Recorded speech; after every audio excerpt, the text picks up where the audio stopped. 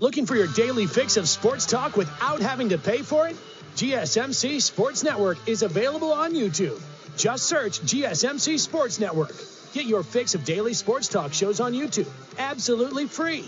NFL, college football, NBA, MLB, MMA, UFC, fantasy football, and so much more.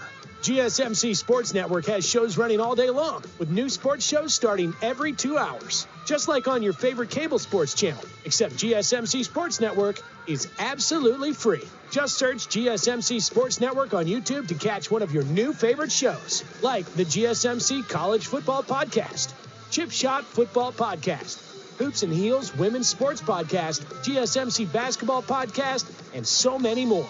Check it out for yourself. GSMC Sports Network, now available on YouTube absolutely free. Search GSMC Sports Network on YouTube right now. Alrighty, welcome back, everyone. We just talked about Jimmy Sexton and how he is one of the biggest power players in college football. He has been for quite some time, but as we get into this new era with a lot of changes coming, he's definitely a name that everyone should know. So, broke him down a little bit, but let's get into Texas, and let's talk about, are they ready for the SEC? This is a question that we asked with Oklahoma last week. It's a little bit of a precarious question to be asking around Oklahoma right now. Definitely a lot of questions going into 2024, but I feel pretty confident that Brett Venables and that staff can get everything where it needs to be going forward in the SEC. But let's talk about Texas here for a second, because they are a team that, when you look at the college football landscape right now, when you look at the teams that are up at the top, the teams that have every chance to make big-time noise this upcoming year, Texas is right there. When you try, it's pretty much Ohio State, Georgia, Texas, Oregon. Those are the four teams that I've kind of set in their own little category going into this year as teams that are going to be really, really hard to beat and definitely are championship favorites. So Texas is right there. There's no two ways about that. They're coming off a great year where you went to a playoff. You won a Big 12 title. You got 12 wins for the first time since 2009. So a lot of things happened at Texas last year that hadn't happened in far too long if you were to ask a Texas fan. But at the end of the day, being back for Texas, quote unquote, the joke that everyone has made throughout this time, and well-founded joke most of the time, but it was never about, making it back 1 year. It was never about, making it to the playoff and saying, wow, that was really fun, we're back in the conversation, and dust your hands and call it a day. It was always about the following year. It was always about, following that up and saying, it wasn't just a mirage last year. It wasn't just the stars aligning perfectly with Tavondre Sweat and Byron Murphy being incredible and some of the wide receiver group being as good as it was. All of that stuff, it wasn't a mirage. It was just, signs of what's to come. That is what this year is about. And I think when you get into the SEC, there's a lot of question marks. They are a team that can kick the door down. They are a team that can totally take over this conference and be right up there with Georgia when we talk about who is the class of the SEC. And there are a number of reasons for that. So let's start with kind of the positives around Texas, and there are a number of them. But then let's get to the worries that I have about this team. So the roster itself is one of the best in the country. There's no two ways about that. When Steve Sarkisian came into this program, they had 7 offensive linemen on scholarship on that team. That's not nearly enough. Now they're up to about 18. They've totally flipped that roster on its head. It is a much more complete, much deeper, much tougher, more SEC-ready roster than it ever has been before. Also, the infrastructure at Texas is as good as it is around the country. When you talk about this sport, it's changed so much, and the NIL and the transfer portal era have hurt a lot of big-time schools where it's not necessarily moving in the direction of your school when you have to fork over a ton of cash, when you have to, lure guys in the transfer portal to your school and to your city. It doesn't necessarily work as well for some schools. Now, for Texas, it works out perfectly. Texas has about as deep as pockets as anyone in the entire country, and you have Austin to pitch to some older guys that, it's a great city to live in. So it's one of those things where the game has moved away from other people, but it's moved exactly in the direction of Steve Sarkisian and the Texas Longhorns.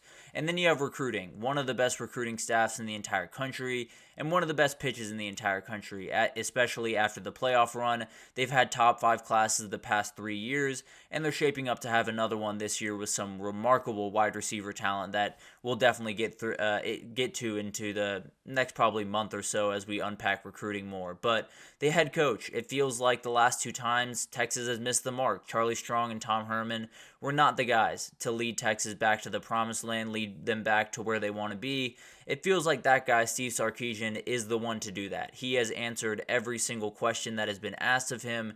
When he walked in, there were some bumps. There's no two ways about that. That first season was a little bit off the walls. I'll be the first one to say that. But at the end of the day, he answered the bell. He has only improved since he's gotten there and has done really everything near perfectly since he's gotten to Texas. So it's been really remarkable to watch that turnaround. And then you have alignment, which is something that might be a little bit overlooked in the college football world. But when you have your college football head coach, you have your AD, and you have your president all on the same page about what you want to be as a program, the way you want to go about things in NIL, all of that stuff, you're pretty much unstoppable. It is a hugely important thing to college football, and it's something that hasn't happened at other schools and definitely has impeded their ability to get NIL and all of those things up to where they need to be to compete at a high level. So Texas has a lot of things going for them. There's no two ways about that. They have an incredible infrastructure, an incredible roster, a really good head coach in Steve Sarkisian, and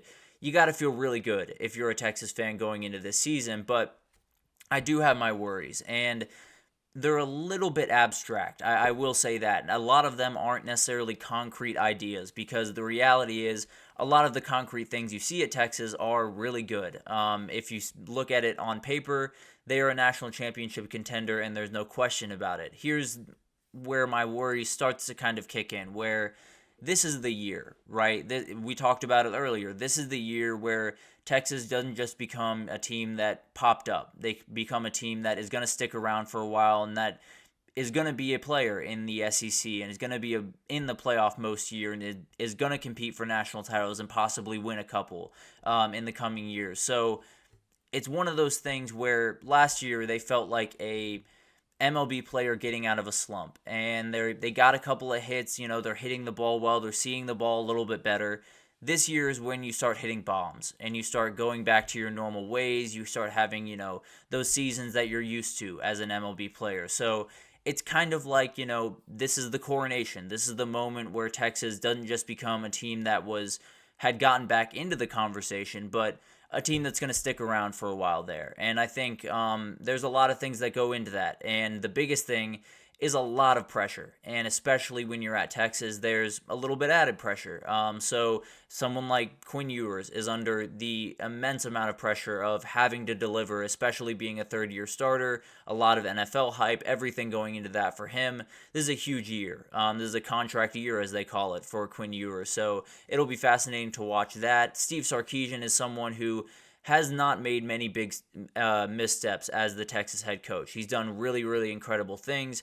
But for the first time as the Texas head coach, he's under the most pressure that you really can be, where a lot of fans are expecting a national title. A lot of fans are expecting them to win the SEC and, take over from Georgia and do some really remarkable things. And they're capable of doing all of those things. But Steve Sarkisian has not been in a position where he's had to head coach one of those teams, just plain period. He's been at some really good teams, and he's had a lot of success as an OC, and even as a head coach, he's done some really good things, but none of his teams have necessarily been looked at as national title contenders as a head coach. So that's going to be a totally different ballgame for him. It's going to be something that he's going to have to get used to, and hopefully he's able to, thrive under that pressure. But it's one of those things that you can let pressure affect you a number of different ways. If they, crumble under it and they kind of shy away from that moment, they're going to get pushed around in the SEC. I'll just be plain and honest with you. If they, really take advantage of it, really attack it, and are not scared of this challenge, they're going to be more than fine. There's no two ways about that. But also, when you talk about the SEC, the biggest thing that Texas is going to have to adjust to is the schedule, plain and simple. When you talk about making that jump from the Big 12 to the SEC, you're playing two different ball games. And it's not to say that the Big 12 schedule wasn't difficult, because it is. There are games in there that are sketchier than some people might think they are, and Texas struggled in some of those games last year. So when you look at this year, those games are going to be that much tougher. You don't have a game against Iowa State, you have a game against Arkansas. You don't have a game against, Kansas, you have a game against Florida. So things get a little bit more interesting. I'll put it that way. There are definitely a lot more hurdles to get over. And when you talk about Texas, you have 4, 5, 6 weeks stretches that you're going to have to be on your A game every single week if you want to win that game. So there's a lot going into the season. I think when you look at Texas on paper, they have so many talented players on offense. The defense is coming along the way that they hoped it would.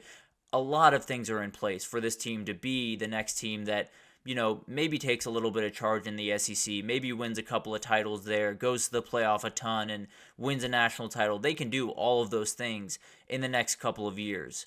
But the reality is, they're going into uncharted territory, and they're going into an area where a lot of teams with a lot of success and a lot of hype have failed before them. So you can be a good team and go 6-6 in the SEC. You can be a great team and go 9-3. Texas wants to be elite. They want to go 11-1. They want to go 12-0. They want to be in Atlanta, and they want to go to the playoff. So all of these things, all of that pressure just continues to build. And from where I'm standing throughout spring, it seems like Steve Sarkisian and company are more than happy to take that pressure and deal with it the way they deal with it, which is play some really good football. So I'm not necessarily super worried about them, especially in year one. When you look at the roster that they have, it's going to be incredible. But the reality is, let's just say they fall on their face in year one. Let's just say it ends up being an 8-4 season, and some of the physicality of the SEC gets to them a little bit, and they're not necessarily the team that we expected coming in. Then things get a little bit interesting around Austin, Texas. Not necessarily, an entire rebuild or anything like that, but the reality is you realize you have to change some things around there to be SEC ready. So overall, are they SEC ready? I would say yes. I would say they're, for the most part, I feel very confident that Texas is going to walk into the SEC and be a big-time player for them. But the reality is, these are uncharted territories. These are pressures that a lot of these players, Steve Sarkisian, Texas as a whole, has not experienced in a very, very long time. So how they deal with that will be incredible to watch. But they're one of those teams that, when you look at preseason rankings, when you look at those, preseason magazines and all of that type of stuff, you're going to look at it and say Texas is, one of the best teams in the country, and you're not wrong by any means. But there are a lot of things that go beyond, the roster and the head coach and the NIL and all of the infrastructure in place that go into winning the SEC. So it's going to be fascinating to watch. I think they're a team that, they've misstepped one time, I promise you there are going to be a lot of people coming after them very quickly. So it'll be fascinating to watch that unfold. But we're going to take our third break here, and when we come back, we're going to talk about recruiting. A huge weekend this past weekend, and a lot of big-time news coming out of it. We definitely have a ton to cover with a ton of big-time players. So let's waste no more time. Let's take our break right here, and then we'll be back right with that.